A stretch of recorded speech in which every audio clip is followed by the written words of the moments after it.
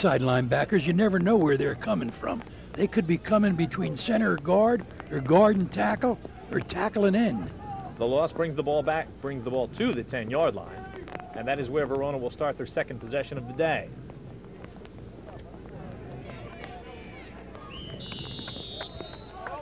Dave Anico, short yardage, running left.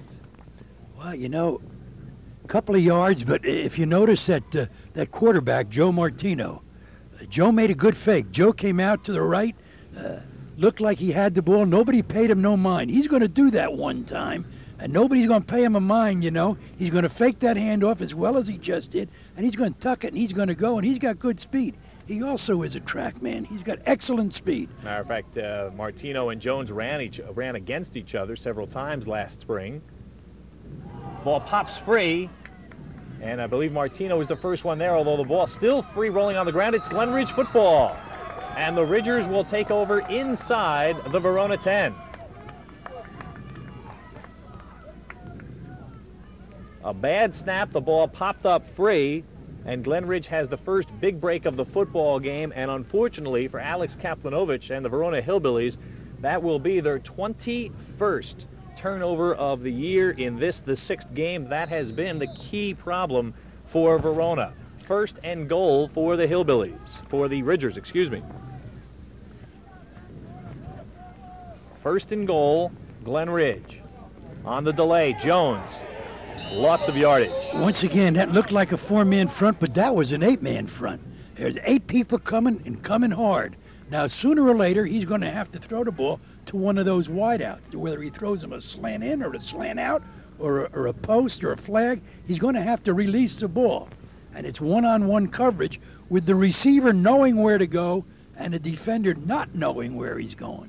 The DeSantis brothers combine for the sack, or the tackle for loss of yardage. Second down, still second and goal. Pitch back to Jones. Jones skips outside, got a good opening block, headed for the corner, touchdown, and that is the speed of Corbett Jones. He does that well.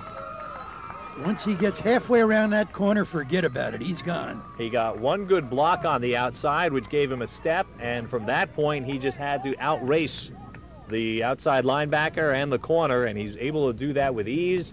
So Glen Ridge takes the early 6-0 lead, and Todd Bensaveni will be on to attempt the extra point. That's one of the ways you beat an 8-man rush, you know. You pitch out real quick.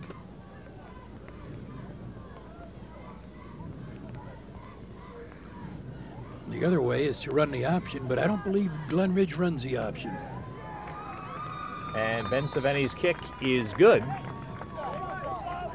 And Glen Ridge has a 7-0 lead with, I would guess, about 7 minutes or so to play in the first quarter. According to the scoreboard, there are 12 minutes to play. Jones with some good speed, and again, once he got around the corner, he was gone for Corbett Jones. That will be his 10th touchdown of the season, his 7th rushing touchdown. Excellent choice, you know. Other than throwing to one of the wideouts, that pitch out, you know, destroyed all that inside penetration, the penetration that stopped them the last few times. You pitch out real quick, you know, and those inside linebackers are in too tight. They can't get outside. One good block, as you indicated, to the corner man, and he was able to turn the corner. And, Coach, you don't even need a bone-crushing block to free the speed man, such as Jones. You just need that block that gets somebody in the way, forces them to take a step out of their way, which gives Jones 3 steps advantage. Right, and it was an excellent call, an excellent call. Even the pass, you know, has with it a little danger, you know. There's always a situation where the ball pops up or so, and you lose it. But here's a pretty safe play, and as was indicated, it was just a great call. Free ball! Free ball! Free ball covered up. And Keith Ferguson on the receiving end of that kickoff. Well, that ball is tough to handle on a day like today. I wonder if Verona now is beginning to wonder about the slippery ball, because you start wondering about it and worrying about it, and that's where you have problems, you know. You got to concentrate on playing football the way you know how. Forget that it's raining. 21 turnovers now for the Hillbillies. Well, they're also a very young team. They're getting better.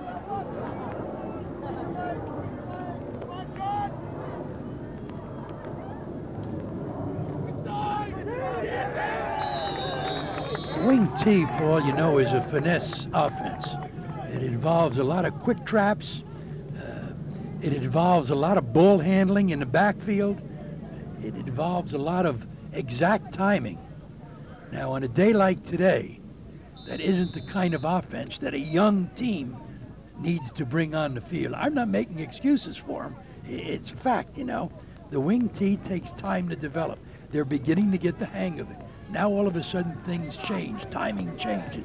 And they've had a problem. 2nd and 9. Hanico. And a good example there, although a small example, of the type of runner that Dave Hanico is. Burst through the line of scrimmage, absorbed the hit, kept his footing, fought forward for another 2 or 3 yards. Hanico is a proven, hard-running, slashing fullback, you know.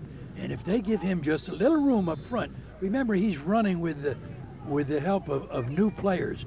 They only returned about 2 or 3 players from last year. On the offensive line, I think maybe they returned 1 player. And he, of course, was the lone returning running back. A great backfield last year for the Hillbillies, helped carry them into the state playoffs.